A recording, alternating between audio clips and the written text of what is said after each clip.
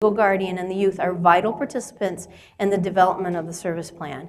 And in order to promote buy-in and engagement in services, the youth/parent/legal guardian must feel the plan is theirs, written by them and for them. 1, individual and family system strengths and supports. We've been drilling that all day, right? Child and family experiences and perspective of need. Life domains in need of greatest attention. Primary target behaviors and symptoms, and what domains on the CAFIS/PECFIS carry the highest scores. And when you're looking at life domains, the CAFIS and PECFIS, it's a great place to look because it has it right there for you. What are your life domains? It's spelled right out for you. Age-appropriate long-term outcomes. I am 7 years old and I want to be a professional basketball player for the NBA. Well, that's a long-term goal, right? So when we take that, we need to look at what are the steps to getting there. But if that's what the child's quote is and that child's sticking to that, that's okay. It's just like the little one who said, I want to take my girlfriend out on a date, right? I mean, he's probably, what I told my daughter, she's 14, what I told her was, I said, it's not a real date unless he's got a car he can drive you in and he can pay for the burger. So, that's a long-term goal. But there are steps to that. For that little guy, it was just gaining the social skills to be able to maintain relationships. Realistic, observable, measurable outcomes, goals, and objectives. So again, Kim's going to talk about that next. And we need identification to specific barriers to progress. What's going to keep us from getting to that goal? And let's break it down. We are barrier busters. That's our job.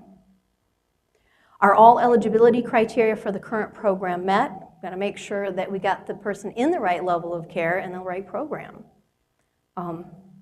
And what were the prior intervention efforts? You will know these because the parents will say, oh, we've tried this, we tried this, we tried that, we tried this, we tried, you'll know them. Are all services represented that would meet the family's needs?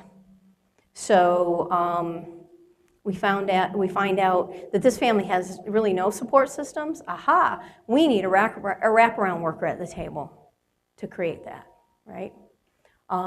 Parent has limited parenting skills, is very, very frustrated. They're trying to navigate the school system, trying to navigate DHS. Parent support partner, right? Level of commitment of team members to address problem and to work together. You'll need to assess that on an ongoing basis because you might have somebody who, who's at the table who wants to do good, but maybe they can't commit. Unique cultural and other dimensions for incorporation in treatment. If we go back to the girl who did not want to wear the hijab and we look at what kind of chaos that was creating in her family and understanding what do we really need to look at here. And what is the youth, parent, or guardian asking for? We need to hear from everybody. Family service plans, unless you make every waking a learning process, you're wasting a major portion of your life. You can learn from people you do not like, as well as from those you love. You can learn from the elders and the youth. You can learn more about the things you know about and fine-tune the things you are good at. I tell my clients, I've told them over the years, I've learned as much from you as you've learned from me, if not more. Our families in this lifetime are taking on more challenges, stress, and trouble than probably most of us in here will ever have to deal with. We need to respect that. You can learn from them. You can learn by assisting, completing, and forgiving. Never withdraw from the education process by picking and choosing from whom you can learn. Keep your mind open, your ears attuned, and your willingness to learn in the humble state of a student.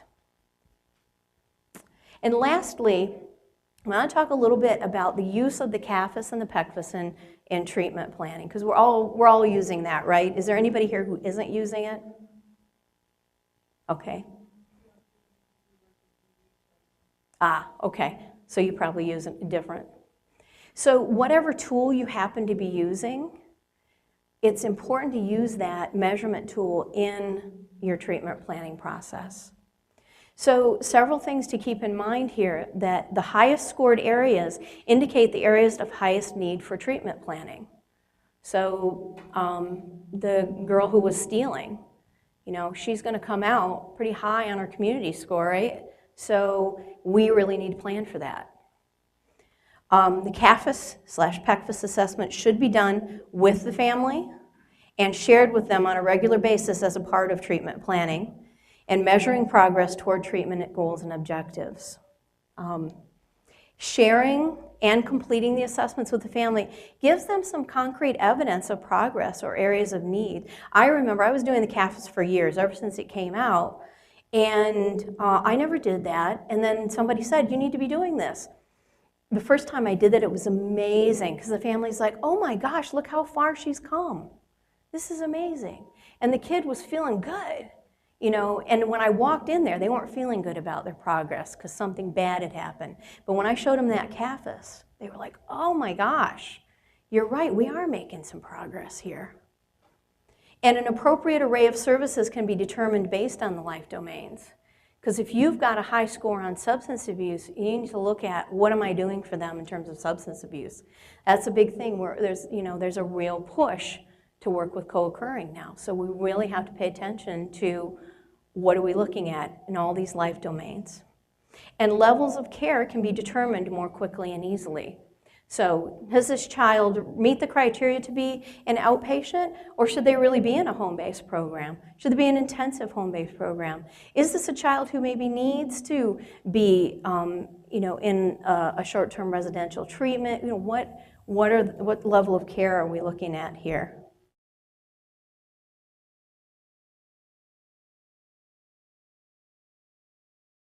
So what I wanted to do was to start off by talking about this whole process of treatment planning. And as supervisors, it's one of those things on our list of many things on our list that we have to do. And probably one of our biggest areas that we have to do a lot of training and reviewing and work with staff on to make sure that they are doing treatment plans, implementing treatment plans, working with families, hitting the deadlines, writing concisely so that it makes sense to the reader and the writer, all those things that go along with that. So one of the things that I wanted to do was just kind of start to talk a little bit about what are some of the issues that cause you most concern or stress as a supervisor when you're reading documentation from your staff as it relates to treatment planning. So training objective, learn how to create goals that are specific and related to the problem statement. Learn how to create objectives that are observable and measurable. Common mistakes made when people are creating goals and objectives, and then I threw in a couple examples. The big thing is to recognize the purpose of treatment planning, that it helps the family and the therapist have a unified plan as to how they're going to proceed in treatment. And it's an active document. It's not something that you just do every 90 days. And it's something that if you are working the interventions that you're saying that you're working, which is going to relate to the objectives, which is going to relate to the goals, then it's flowing. It's not something that I just have to do because my supervisor told me that I needed to do it or because auditors say that we have to do it. It's something that even, you should be able to ask your kid, what are you working on? They may not be able to say it in the specific terms that you wrote it, especially like with the interventions, but they should have some idea. Oh, Miss Sally we do relaxation stuff all the time, because that helps me with my depression. Whatever the case may be, it should be something that kids know and parents know what they're working on. And so when you ask them, they're like, I don't know what you're talking about. I've never seen this document before. So what is a goal? A goal is broad in definition. It's the resolution of the problem behavior. It's strength-based, and it should relate to the problem statement. And I think a lot of times what tends to happen is that goals become too specific, and so then when you get to objectives, staff struggle because your goal and your objective should not say the same thing. And I know I can say that for my staff, like when they're first starting out and trying to figure out, writing treatment planning and goals and objectives. If I read that, when I read it, I think if I'm reading and it seems too similar, then I know that their goal is not broad enough. And also looking at their problem statement, because if you put enough information in your problem statement, then the goals, things of that nature that you talked about with the family, it should all make sense.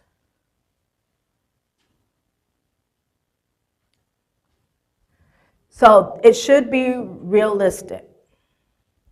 If you give a client a goal that's not realistic, then you're setting them up for failure.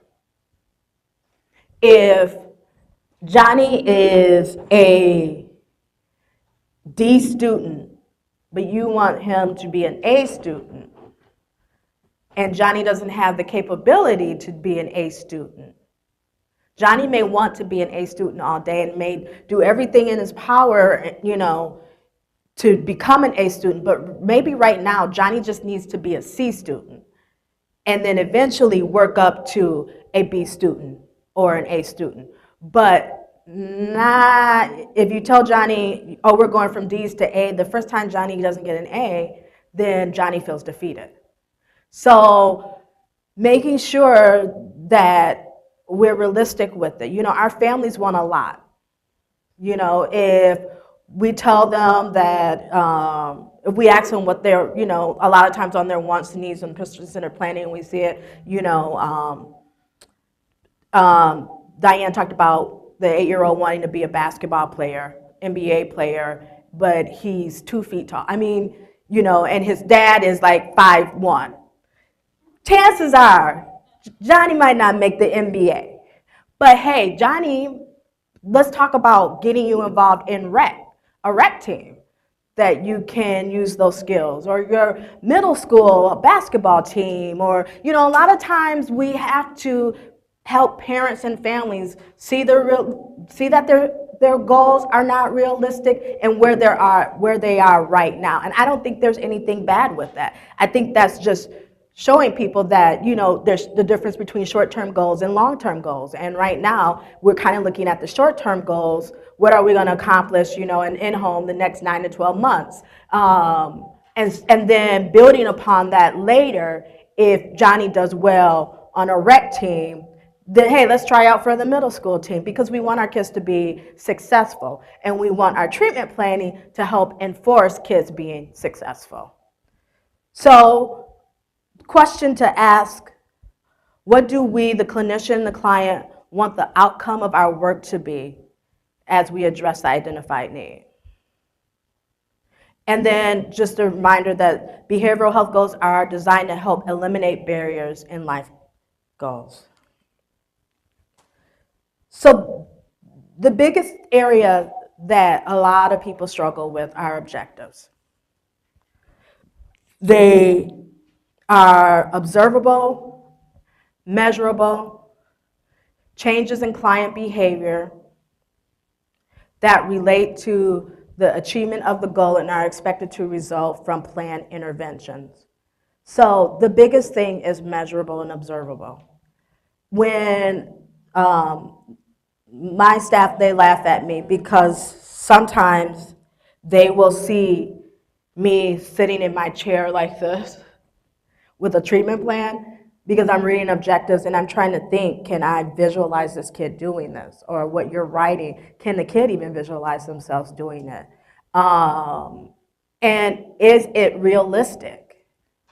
If Johnny is punching holes in the wall 5 out of 7 days a week, is it realistic at this point in treatment for Johnny to stop?